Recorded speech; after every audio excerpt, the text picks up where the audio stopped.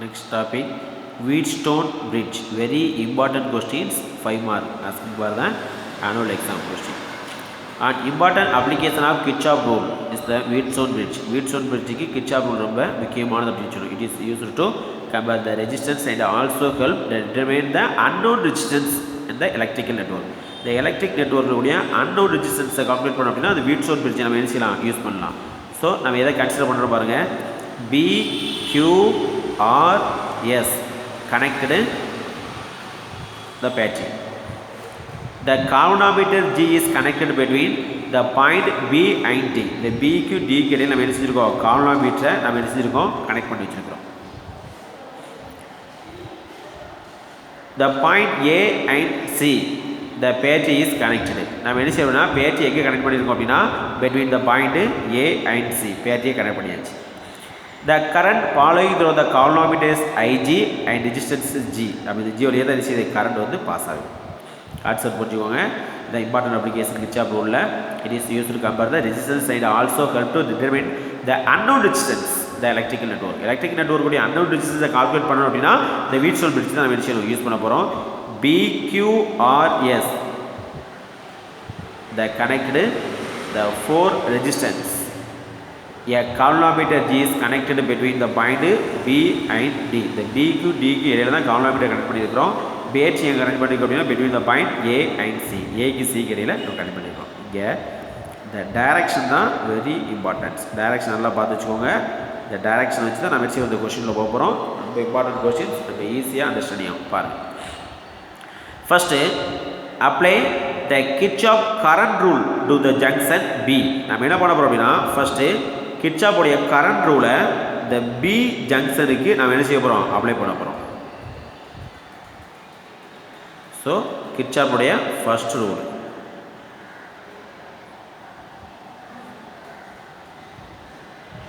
Kirchhoff உடைய first rule என்ன rule? Current rule.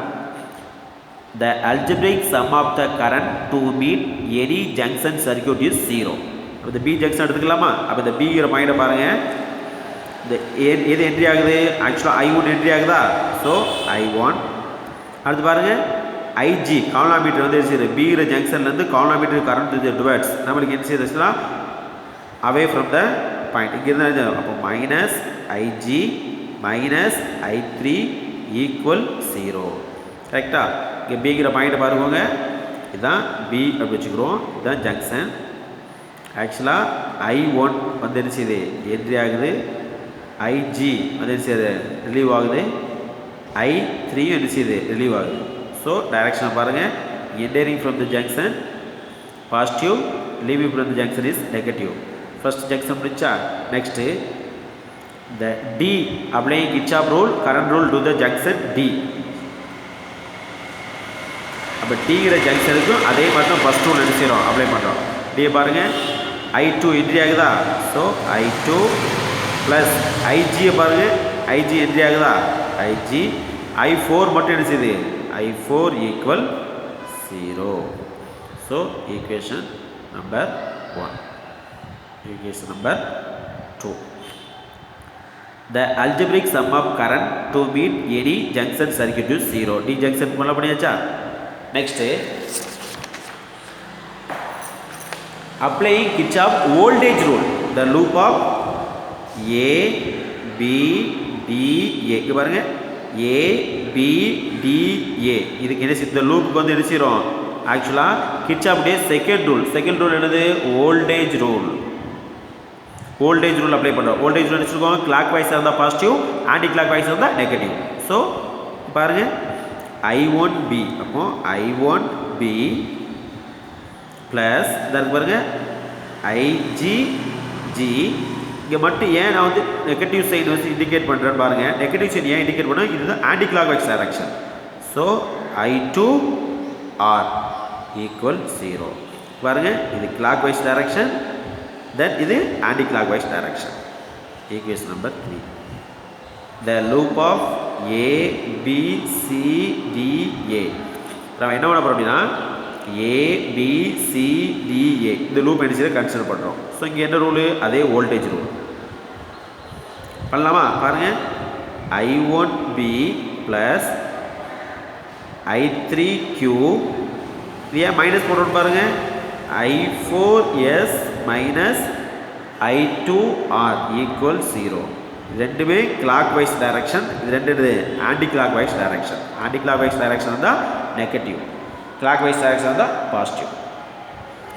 Okay, இப்போ பி அண்ட் டி, இந்த பி டி பார்த்தீங்கன்னா த சேம் பொட்டன்ஷியல், ஒரே மின்னழுத்தம் இருக்குது. ஸோ பேலன்ஸ் அதே மாதிரி தான் இருக்குது. So as that no potential difference between B and D, so no current following through the colorimeter.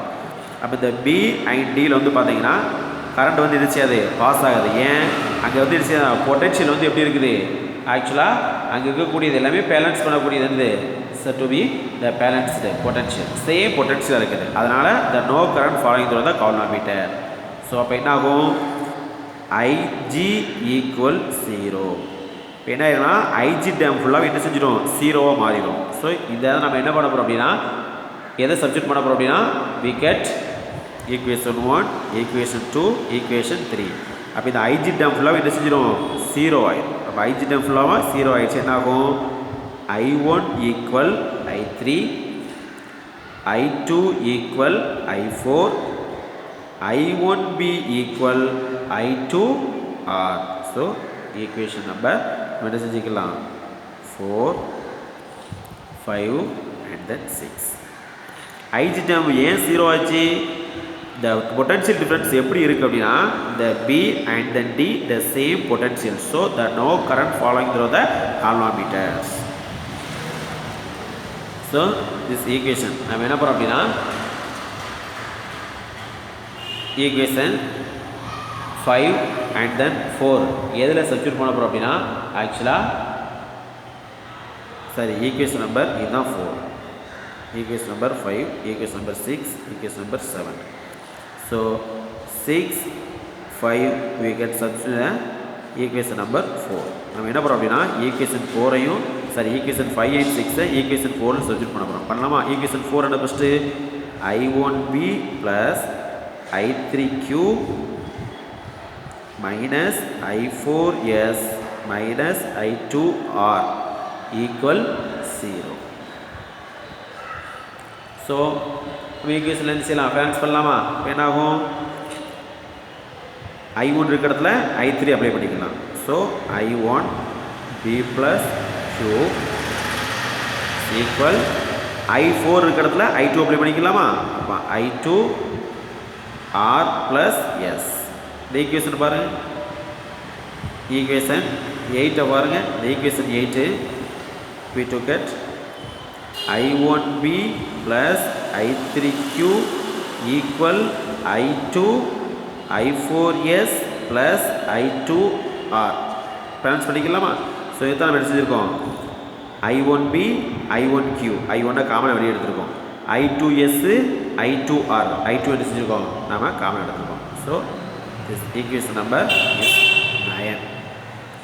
இப்போ நாம் this equation 7ஆல் நம்ம என்ன செய்ய போகிறோம் அப்படின்னா 9 டிவைட் பண்ண போகிறோம். ஸோ 7ஆல் நம்ம என்ன செய்ய போகிறோம், equation 9 டிவைட் பண்ண போகிறோம். இப்போ என்ன ஆகும், B plus Q by I1 cancel ஆகிடும்ல, அப்போ B தான் இருக்கும். B equal R plus S by R தான் இருக்குது. ஸோ இந்த R அப்ளை பண்ணி. ஸோ அப்போ என்ன ஆகும், பிபி 1 இருக்குல்ல, அப்போ 1 plus Q by B equal 1 plus S by R. Therefore equal Q by B S by R. Therefore B by Q equal R by S.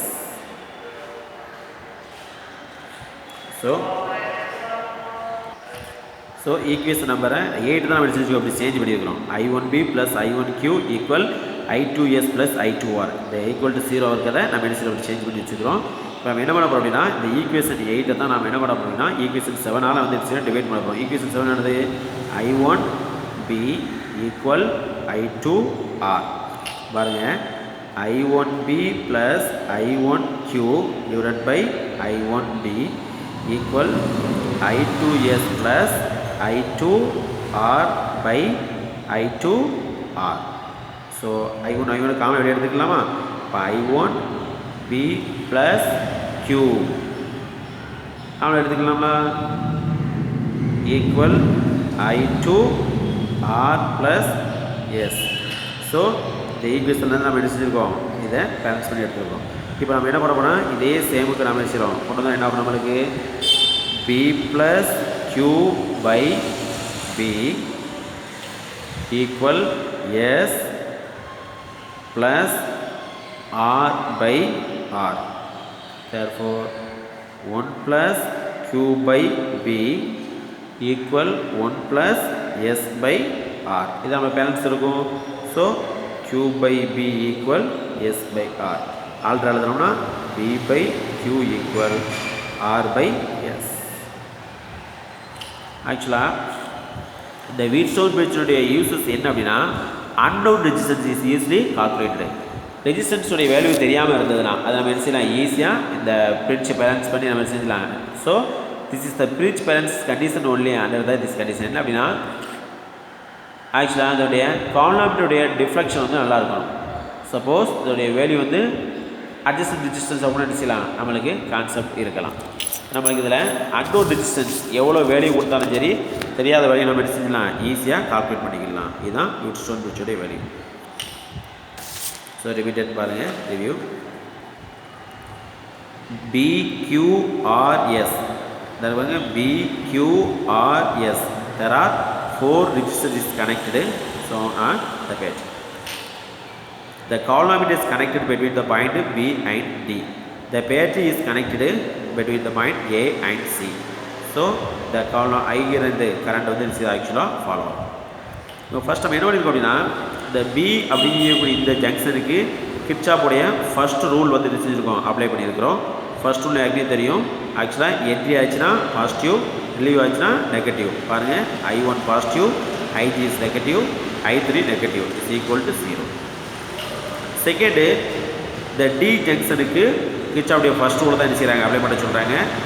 I2 entry ஆகுது, IG entry ஆகுது, I4 மட்டும் என்ன செய்யுது? Relieve ஆகுது. So அதனால் அது மட்டும் என்ன செய்யணும்? மைனஸ் ஈக்குவல் டு 0ன்னு சொல்கிறோம்.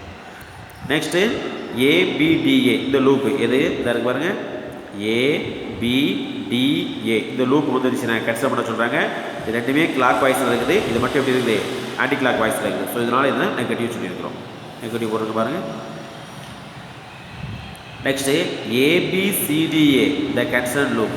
அப்போது ABCDA இந்த 4 லூப் என்ன செய்யணும்? 4 பாயிண்ட் என்ன செய்யணும்? ஃபுல் லூப் இஸ் கன்சிடர்டு, எல்லாமே கன்சிடர் பண்ணுறோம். இப்போ பாருங்கள், I1Bயும் I3Qயும் பாசிட்டிவில் இருக்குது, கிளாக் வாய்ஸில் இருக்குது.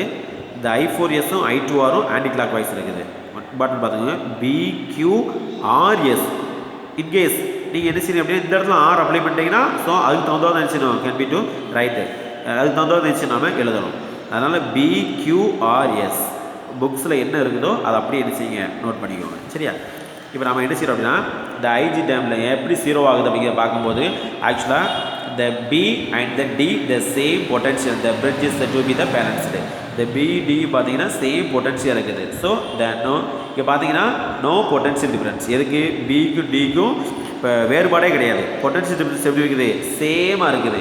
ஸோ அதனால் அங்கே the no current flow through the galvanometer. Potential difference சேமாக இருந்ததுன்னா அங்கே கரண்ட் ஃபாலோ ஆகாமனா கண்டிப்பாக சேர்ந்து கரண்ட் ஃபாலோ ஆகுது. பொட்டன்ஷியல் டிஃப்ரென்ஸ் டிஃப்ரெண்ட்டாக இருந்தால் மட்டும்தான் கரண்ட் வந்து என்ன செய்யும்? ஆக்சுவலாக ஃபாலோ ஆகும். அது கான்செப்ட் வந்து செய்யணும், அண்டர்ஸ்டாண்டிங் பண்ணிக்கணும். அப்போ IG டேமில் 0 ஆயிடுச்சுன்னா நம்ம என்ன பண்ணுறோம்? பாருங்க, இந்த டேம் 0 ஆயிரும், இந்த டேம் 0 ஆயிரும், இந்த டேமில் 0 ஆயிரும். ஸோ இந்த ஈக்குவேஷன் என்ன சப்ஜெக்ட் பண்ணோன்னா நம்மளுக்கு ஈக்குவேஷன் 8 நம்மளுக்கு கிடைச்சிது, ஈஸியாக நம்மளுக்கு கிடைக்குது. ஸோ ஈக்குவேஷன் 8லேருந்து நம்ம என்ன பண்ணியிருக்கோம் அப்படின்னா கான்செப்ட் கொண்டு வந்திருக்கோம். பாருங்கள், ஒரு டைம் 1 2 டைம் புக்கு வந்து செய்ய ரிவ்யூ பண்ணுங்கள், ஈஸியாக என்ன செஞ்சுக்கலாம், இது அண்டர்ஸ்டாண்டிங் ஆகும். ஓகேவா?